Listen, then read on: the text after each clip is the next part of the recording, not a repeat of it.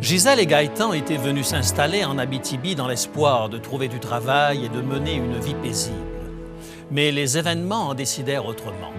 Après plus de 20 ans de répit, la maladie dont il avait miraculeusement guéri était réapparue et Gisèle et Gaëtan durent faire face aux mêmes épreuves qu'ils avaient connues à l'époque où ils n'étaient que fiancés. Ils ne pouvaient se douter du chemin par lequel ils allaient passer, tant de chirurgie et de mois d'hospitalisation dans la vie d'un seul homme. C'était presque inimaginable.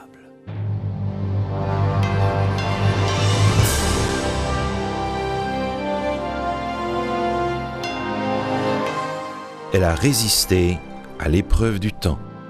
La Bible, le livre de la révélation, est toujours d'actualité dans le monde complexe d'aujourd'hui. Voici, il est écrit. C'est un message de foi et d'espérance que vous présente maintenant José Élisée.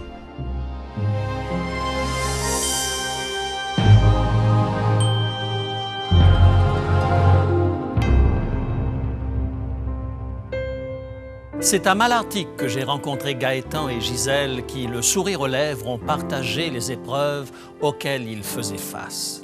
Comment pouvait-on sourire encore devant l'acharnement de l'adversité? Gisèle et Gaëtan, c'est toujours un plaisir de venir chez vous. Merci. Il se dégage de votre maison une impression de paix, une impression de sérénité. Et pourtant, vous avez eu votre part de difficultés et de problèmes. Vous savez qu'en ce moment, je présente une série d'émissions sur le livre de Job, le problème de la souffrance. Et c'est dans ce sens que j'aimerais peut-être que l'expérience de Gaëtan puisse être un encouragement pour ceux qui se posent aussi la question « Pourquoi est-ce que certains souffrent, tandis que d'autres ne souffrent pas ?» Mon histoire commence 25 ans passés. J'ai été obligé d'aller voir le médecin en cause d'un problème. Je ne me sentais pas bien, mais je ne savais pas qu'est-ce que j'avais. Et ma femme m'a dit qu'elle avait un très bon médecin. Elle me dit « Va voir ce médecin-là, puis il va t'aider. » Elle était infirmière. Et ma femme elle est infirmière, c'est cela. Oui. J'ai pris son conseil, je suis allé voir son médecin. Et puis il m'a dit « Monsieur Otis, vous êtes assis sur une bombe à retardement. » Bien, voyons, qu'est-ce que vous voulez dire par là? Il dit « Je ne peux pas me prononcer avant de faire une biopsie, mais d'après moi, ça semblerait être un cancer. » Immédiatement après, je crois 3 jours après, on te demande d'aller à Toronto. À Toronto, à Princesse Marguerite Hospital, c'est là que le médecin me dit on s'attendait à avoir un tumeur, mais il y avait 2 tumeurs. L'autre tumeur n'a pas été sur l'effet de la radiation, juste un seulement. Et quand on a opéré, on a perdu le contrôle. C'est généralisé maintenant. On vous donne environ 1 mois à 2 mois à vivre. 1 ou 2 mois à vivre. Tu as 23 ans. J'ai 23 ans. Vous vous connaissiez depuis 2 mois à peine. Oui. Comment tu vas réagir, toi, Gisèle, à cette situation-là? Je n'ai pas trouvé ça facile parce que j'avais trouvé l'homme que j'aimais, que je voulais passer ma vie avec. Puis là, il a annoncé qu'il était mourant. Mais malgré ça, je voulais rester avec lui. J'étais infirmière. J'étais capable de le prendre soin. Puis j'avais toujours l'espoir qu'il y aurait eu une guérison. Et là, il va se passer un deuxième orage. Et on dit, on ne connaît rien qui pourrait vous aider. Il y a la seule chose qu'on pourrait essayer, c'est qu'il y a un médecin qui fait des essais sur la chimiothérapie en ce moment. Mais on n'a pas de résultat. On ne connaît pas le médicament. Ben, il dit, j'ai rien à perdre, moi, là. Le lendemain matin, il avait enlevé le traitement. Ben, il dit, voyons, ils ont décidé de ne pas me donner mon traitement, en fin de compte. Et là, le médecin arrive vers 11 h dans l'avant-midi dans ma chambre d'hôpital, et puis il feuilletait mon dossier médical, et il cherchait, puis il était nerveux, puis il me rendait moi-même nerveux. Alors, je lui demande, qu'est-ce qui se passe un matin? J'ai dit, mon traitement, lui. Il dit, Monsieur Otis, il dit, on va vous dire quelque chose, là, mais... Il dit, quand vous avez dit hier, vous étiez malade, puis mettre les choses en ordre dans votre cœur, là, mettez vos affaires en ordre avec votre vie, là. J'étais sérieux, mais il dit, un matin, vous n'êtes plus malade. Ben, j'ai dit, voyons donc. Il dit, oui, il dit, durant la nuit, votre sang a viré normal par lui-même. Puis il dit, hier, vous étiez malade, mais un matin, vous ne l'êtes plus. Et pour toi, comment est-ce que tu expliques cela? Ben là, moi, j'ai dit au médecin, vous ne comprenez pas, vous autres. Mais moi, je sais. Il dit, comment ça, tu sais? Ben, il dit, moi, ça fait 6 mois que je prie. Oh, les médecins ne croient pas trop là-dedans. Mais moi, j'ai dit, il y a quelqu'un qui vient de prendre la situation en main. Et effectivement, vous allez vivre 20 ans de répit total, plus rien. J'ai tombé en rémission cette journée-là. J'ai fait 21 ans de rémission totale. Alors, vous êtes marié, Oui. vous avez eu Un enfant. Michel, Oui. un beau jeune homme aujourd'hui, et moi, je vous ai connu il y a 4 ans de cela. Et quand je regarde ce tableau, c'est le Gaëtan que j'ai connu. Oui, ça c'est moi. Et vous étiez venu au centre Il est écrit parce que, après 20 ans, tout d'un coup, il va y avoir à nouveau une apparition de quelque chose. Voilà. Au bout de 20 ans, les médecins sont aperçus que j'avais une tache sur un poumon, mais ça faisait quand même un bout de temps qu'il la vérifiait. Elle était là déjà. Mais au bout de 20 ans, là, il m'a dit, Monsieur Otis, il faut faire quelque chose parce que ton problème sur le poumon, là, c'est rendu la grosseur d'un orange. Et toi, comment est-ce que tu vivais cette situation? Parce que ça devait être une situation assez terrible, assez difficile à vivre. C'était pas facile du tout, mais avec le courage, le Seigneur, je crois que si j'aurais pas eu le Seigneur, j'aurais pas été capable de passer à travers de ça. D'ailleurs, il y a certains de tes amis qui t'ont demandé, mais comment ça se fait que tu peux rester Ben avec oui, il y a quelqu'un plusieurs qui dans disent, cette situation? rester avec un malade, dit, moi, ça fait longtemps que je suis partie. Il dit, moi, je leur dis, voyons donc, si tu aimes quelqu'un, parce qu'il est malade, tu vas partir. Ben non, c'est dans ce temps-là qu'il a besoin de toi de plus. Puisque j'aime mon mari, quand je l'ai marié pour le bien et jusqu'à la mort. Et malgré sa maladie, malgré ses souffrances, malgré tout le bouleversement que cela provoquait dans votre vie à tous les deux, ça n'a pas ébranlé l'amour que tu as pour lui. Ben non, c'est le contraire. C'est le contraire. Ça nous a rapprochés. Ça vous a rapproché. Donc, depuis que tu as commencé cette deuxième série d'opérations, etc., ça fait presque 5 ans. Oui, depuis Presque 5 ans, le mois de 97. novembre Depuis 97. 97. Maintenant, comment tu te sens? Est-ce que tout va bien sur le plan de la santé? Non, pas nécessairement. Pas nécessairement. Non, côté de la nourriture, j'ai beaucoup de problèmes à me nourrir. Vous voyez comment je suis maigre, là? Est-ce que ça ne t'arrive pas de crier à Dieu et de dire, mais pourquoi moi? Ah oui. J'ai demandé à Dieu, pourquoi pas arrêter ça? Pas besoin de souffrir tout le temps comme ça. C'est-à-dire qu'à la limite, tu as accepté l'idée que, bon, ben, s'il faut s'en aller, On s'en va. tu es prêt à t'en aller. Oui. Tant qu'à souffrir, là, j'aimerais mieux m'en aller. Je lui ai demandé même. Oui. Mais Dieu a une raison. Pourquoi on se parle encore, je suis encore ici. Moi, dans ma tête, je me dis, il y a un plan. Et si c'est son plan, puis que je suis encore vivant aujourd'hui, que sa volonté soit faite. Moi, je suis entre ses mains. Et selon vous, qu'est-ce qui vous a soutenu pendant toutes ces années, qui vous a permis de rester soudés l'un à l'autre, de continuer de regarder la vie avec optimisme? Parce que quand on te regarde, on n'a pas le sentiment que tu es quelqu'un qui est en train de souffrir en cet instant. Non, c'est Dieu. S'il n'y aurait pas de Dieu, on ne serait pas ensemble. Et moi, je suis certain, je ne serais pas ici aujourd'hui. Pendant que vous étiez ici, toi dans la souffrance, toi à côté, avec tout ce que cela représente pendant ces 5 années, eh bien, nous, à Montréal, même si nous étions loin, nous n'avons pas arrêté de prier pour vous, pour que Dieu soutienne ta foi et pour que Dieu te soutienne également dans ta maladie et t'accorde la guérison. Oui. Et nous sommes heureux de voir combien il a agi dans ta vie et combien il continue de vous garder tous les deux précieusement dans sa main. Merci pour ce témoignage. Je pense que c'est un encouragement pour ceux qui souffrent et qui se demandent parfois pourquoi est-ce qu'ils souffrent. Au revoir Gaëtan. Merci. Que Dieu continue de te bénir. Au revoir Gisèle. Merci de m'avoir reçu. Gaëtan maintenant dort paisiblement dans l'espérance de la résurrection. D'une certaine manière, son expérience pose encore plus d'interrogations que celle de Job. Car Job, à la fin de sa vie, retrouve la santé, recrée une famille et jouit d'une prospérité supérieure à celle d'avant. Gaëtan, lui, est parti avec cette interrogation. Pourquoi Dieu me maintient-il en vie? Quel est le sens de cet enchaînement de souffrances? De toutes les questions métaphysiques et existentielles, la raison d'être de la souffrance a été de tout temps celle qui a posé le plus d'interrogations aux êtres humains. Si Dieu est bon, pourquoi la souffrance? S'il n'est pas l'auteur de la souffrance, pourquoi n'intervient-il pas? Et s'il connaît l'auteur de la souffrance, pourquoi ne le détruit-il pas? L'absence de réponse satisfaisante à ces questions a conduit les hommes à adopter des attitudes parfois diamétralement opposées. Soit ils se sont contentés d'une acceptation résignée, exprimée par des sentences du genre « les voies du Seigneur sont impénétrables », soit ils se sont révoltés et, jetant le bébé avec l'eau du bain, ont nié en bloc toute intervention d'une quelconque puissance surnaturelle dans le destin de l'humanité. Je n'ai pas la prétention de croire que l'émission d'aujourd'hui va apporter la réponse définitive à cette problématique.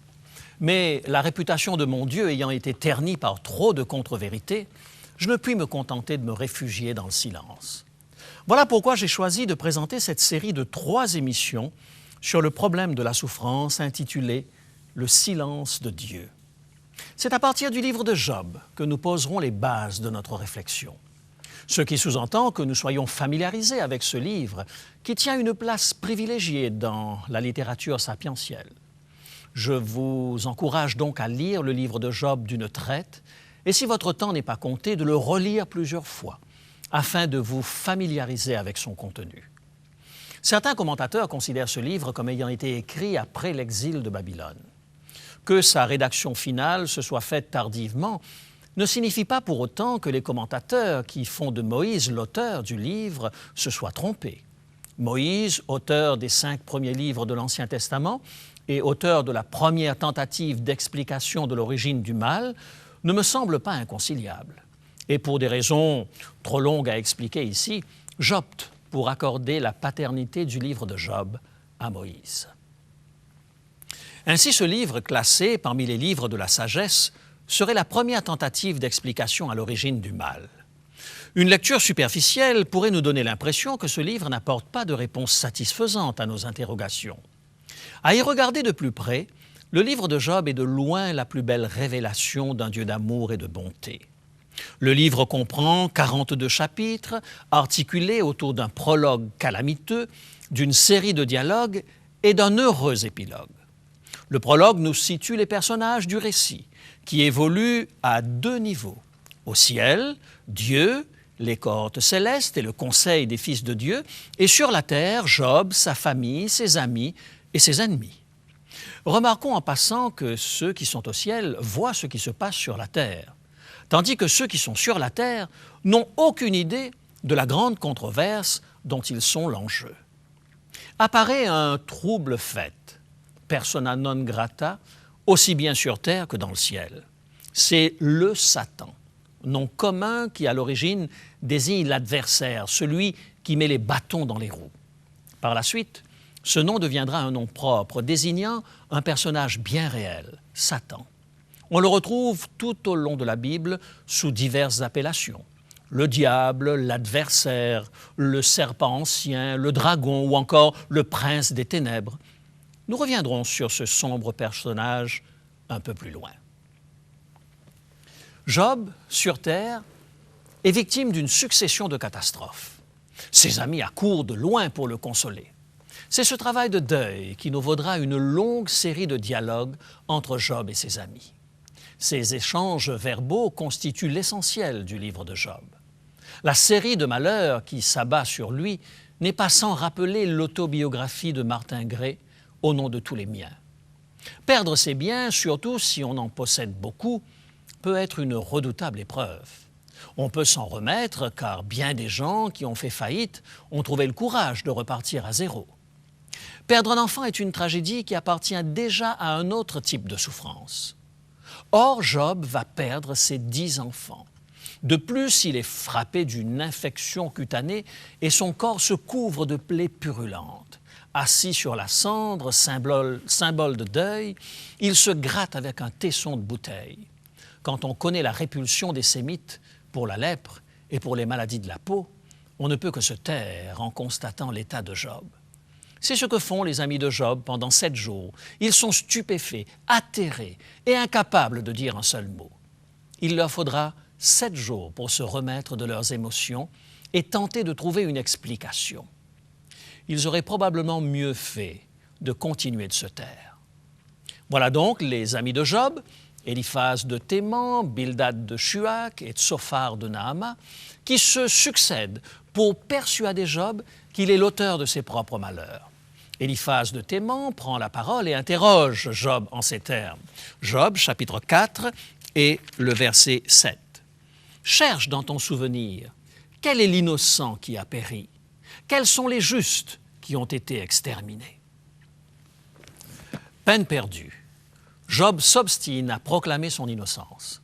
Si les amis de Job, ici et là, énoncent certaines vérités, l'ensemble de leur discours est émaillé d'idées préconçues et de contre-vérités. Mais le plus frappant, c'est l'absence totale de grâce. Aucune trace de miséricorde dans leur analyse. À leurs yeux, seule une reddition sans condition de Job lui assurerait un répit. Après avoir tenté vainement de le faire avouer un quelconque péché caché, les amis de Job finissent par se taire. Leur tentative d'amener Job à avouer d'hypothétiques transgressions échoue lamentablement. En dernier recours se lève un quatrième personnage, Élihu, dont le nom signifie littéralement « il est mon Dieu ». D'autres ont traduit son nom par « Dieu et lui », laissant à penser qu'Élihu aurait pu être un envoyé spécial de Dieu, une sorte d'incarnation avant la lettre. Pourtant, Job, chapitre 32 et le verset 2, fait de lui un personnage bien réel, fils de Barakéel, de Bouz, de la maison de Ram. Comme Élihu ne fait pas partie des amis de Job venus le consoler, on peut s'interroger sur les liens qui pouvaient exister entre Job et lui. En remontant au livre de la Genèse, au chapitre 22 et le verset 20, nous apprenons que le frère d'Abraham, Nachor, avait 8 fils. L'aîné s'appelait Uts et le puîné Bouz. Si Job, selon le chapitre 1er, verset 1er, était du pays d'Uts, et si, selon le chapitre 32, le verset 2, Élihu était du pays de Bouz, cela ferait d'Élihu et de Job des descendants directs d'Abraham et de son frère Nachor. Plus qu'un ami, Élihu serait un parent de Job, et un parent d'autant plus proche que le récit pourrait se situer à l'époque même des patriarches. C'est probablement à cause de ce lien de parenté qu'Élihu s'arroge le droit de s'en prendre à tout le monde. Sa colère s'enflamme contre Job parce que celui-ci se dit juste devant Dieu, et son courroux n'épargne pas les amis de Job non plus, car selon lui, ces derniers condamnaient Job sans avoir réussi à le convaincre. L'argumentation d'Élihu est plus élaborée. Selon lui, Dieu n'afflige pas sans raison. Il punit jusqu'à ce que le pécheur reconnaisse ses errements et fasse acte de contrition. Alors Dieu a atteint son objectif pédagogique. Il a délivré son âme pour qu'elle n'entrât pas dans la fosse, afin que sa vie s'épanouisse dans la lumière. Job 33, verset 28. Élihu défend l'idée selon laquelle Dieu n'envoie pas la souffrance avec l'intention de punir, mais dans un but éducatif. La souffrance serait le moyen par lequel Dieu réalise son projet pédagogique en faveur des hommes. Élihu, comme les 3 amis de Job, insiste sur la transcendance de Dieu. Il termine d'ailleurs son discours par cette déclaration péremptoire que l'on trouve au chapitre 37 et au verset 23. Job 37, verset 23. « Grand par la force, la justice et le droit souverain, le Très-Haut ne répond pas. » La Bible ne rapporte pas de réponse de Job à Élihu. On pourrait conclure qu'Élihu l'a convaincu. Pourtant, au chapitre 38, Dieu va donner tort à Élihu. C'est l'Éternel en personne qui répondra à Job, infligeant un démenti cinglant à Élihu. Il ne semble pas que ce soit le contenu du discours divin qui fasse changer Job d'avis, mais la théophanie elle-même. Si la réponse de Dieu n'explique pas l'origine de la souffrance, la révélation du Tout-Puissant met un terme au silence du ciel et arrache à Job cette extraordinaire déclaration que l'on trouve au chapitre 42 et le verset 6. « Mon oreille avait entendu parler de toi, mais maintenant mon œil t'a vu. » L'épilogue de ce livre étonnant nous présente Job rétabli dans sa prospérité première. Alors que nous nous serions attendus à ce que le courroux du ciel se déchaîne contre l'insolence de Job, c'est contre les amis de Job que le Tout-Puissant manifeste son désaveu. Plus troublant encore, Dieu fait de Job l'intercesseur, dont les holocaustes éviteront aux consolateurs mal inspirés les conséquences désastreuses de leur outrecuidance. Job, le serviteur juste de l'Éternel, sera rétabli dans sa prospérité première. Ainsi, c'est grâce à l'intercession de Job que ses 3 amis ne seront pas traités selon leur folie, dit Dieu, car ils n'ont pas parlé du Tout-Puissant avec droiture. Job, chapitre 42 et le verset 8. Nous avons fait le tour du livre et nous demeurons sur notre fin. Le mystère de la souffrance reste entier. Certes, Job est rétabli dans sa prospérité première, mais la raison d'être de ces tourments continue de nous poser problème. J'aimerais attirer votre attention sur un élément essentiel à la compréhension du livre de Job.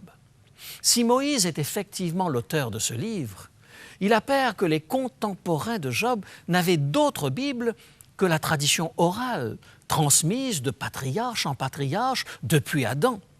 Ils ne connaissaient ni les prophéties messianiques, ni les merveilleux textes en rapport avec la miséricorde de Dieu. Relisez pour vous en convaincre la prière confession de David dans le psaume 51 ou le discours sur le serviteur souffrant d'Ésaïe chapitre 53. Or, la tradition orale ne semble pas avoir toujours résisté avec bonheur au coup de bélier des mythes des origines. Selon Paul Ricoeur, l'un de mes philosophes préférés, le mythe a toujours tenté d'expliquer l'origine du mal par une équation simple. Si vous souffrez, c'est que vous avez péché.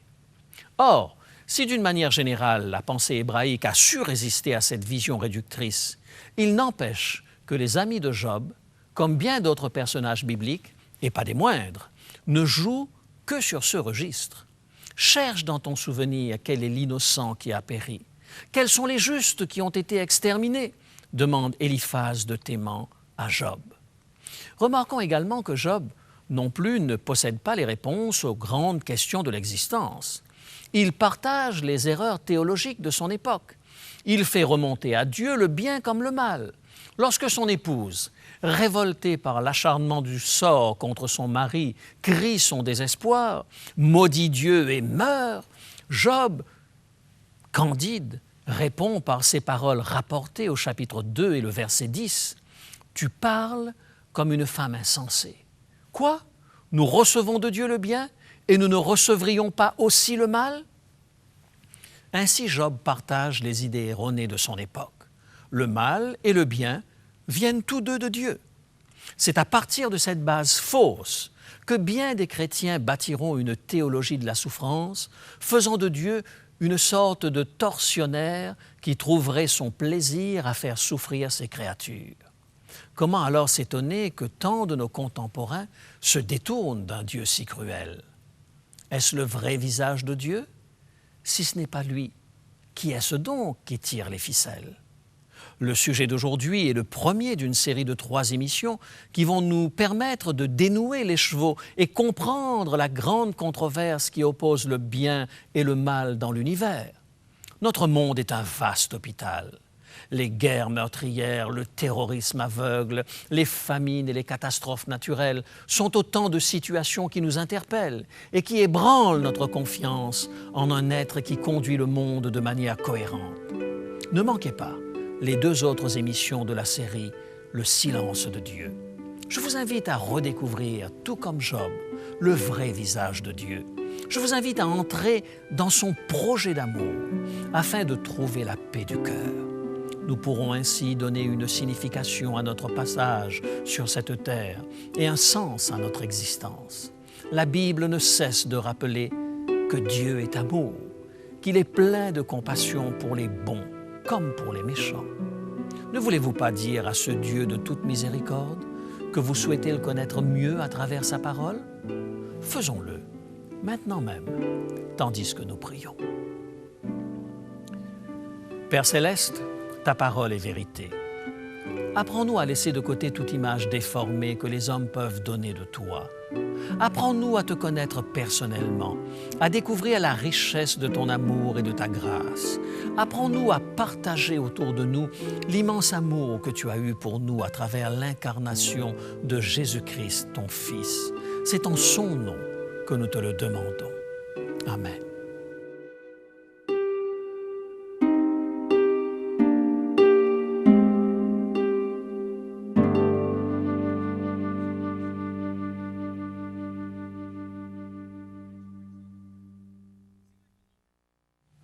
Bonjour Jean-Guy. Bonjour José. Alors, si je comprends bien, il est écrit semaine après semaine, ajoute du matériel nouveau qui est offert à nos téléspectateurs? Oui, José, est très intéressant. Alors, nous avons une série qui a été faite par Mark Finlay et qui a été traduite par toi. Évidemment, une série qui a été très populaire. C'est sur l'Apocalypse. Les gens ont demandé souvent d'avoir une série comme cela et elle est disponible maintenant au prix de 40 $. Combien d'émissions avons-nous dans cette série? Nous avons 7 émissions et un coffret de 2 DVD. C'est donc sur l'île de Patmos, les 7 églises. C'est bien ça. Un autre qui a été extrêmement apprécié, c'est les images les plus époustouflantes qu'on voit sur les sites archéologiques les plus reconnus dans le monde. C'est un coffret aussi de 2 DVD avec 7 émissions au même prix. Parfait. Et le dernier, le nouveau-né, Gisèle Douville a travaillé très fort pour faire ce montage-là. Alors, c'est sur l'évolution et la création. C'est une série de 10 émissions avec un coffret aussi de 2 DVD au même prix. Donc 40 $ pour l'un ou pour l'autre de ces DVD. C'est bien ça. Parfait. Merci pour cela. Merci de nous l'avoir présenté. Et nous espérons que cela répondra aux attentes de nos auditeurs qui aiment bien revoir de temps en temps les séries de nos émissions. Eh bien maintenant, il ne nous reste plus qu'à laisser la parole à Rémi pour l'offre du jour. Eh bien oui, José, nous voilà partis pour une nouvelle série d'émissions que tu as entamée aujourd'hui sur le thème de la souffrance. Et l'une des questions les plus difficiles est certainement celle de l'origine du mal. Si Dieu est amour, d'où vient le mal? Pourquoi est-il rentré dans notre univers? C'est le thème du petit livre que l'équipe d'Il est écrit met à votre disposition aujourd'hui. Pour seulement 3 $, vous pouvez commander votre exemplaire de L'origine du mal, un petit livret d'une extraordinaire acuité sur la question du mal, de son origine et de l'espérance au-delà de la souffrance. Alors n'hésitez pas, comme vous le faites habituellement, vous nous téléphonez, vous nous écrivez, vous nous envoyez votre courriel et nous serons heureux de pouvoir vous faire parvenir votre exemplaire de L'origine du mal. À bientôt. Pour demander l'offre du jour, composez maintenant le 514-729-3515 pour la région de Montréal ou utilisez notre ligne sans frais 1-866-729-3515 si vous êtes de l'extérieur de Montréal. Il est possible que toutes nos lignes soient occupées au moment de votre appel. Dans ce cas, composez à nouveau. Mentionnez clairement le titre de l'offre demandée et parlez lentement afin que nous puissions bien noter vos noms, adresses et numéros de téléphone. Je vous rappelle que vous pouvez vous procurer pour une somme modique les DVD, cassettes vidéo et audio de nos émissions. Vous pouvez aussi nous écrire à l'adresse qui apparaît sur votre écran. Il est écrit Case postale 99, succursale Rosemont, Montréal, Québec, H1X 3B6. Nous vous invitons également à consulter notre site web au www.ilétécrit.tv. Merci d'avoir été avec nous. Je vous donne rendez-vous à la semaine prochaine. D'ici là, souvenez-vous, il est écrit « L'homme ne vivra pas de pain seulement, mais de toute parole qui sort de la bouche de Dieu ».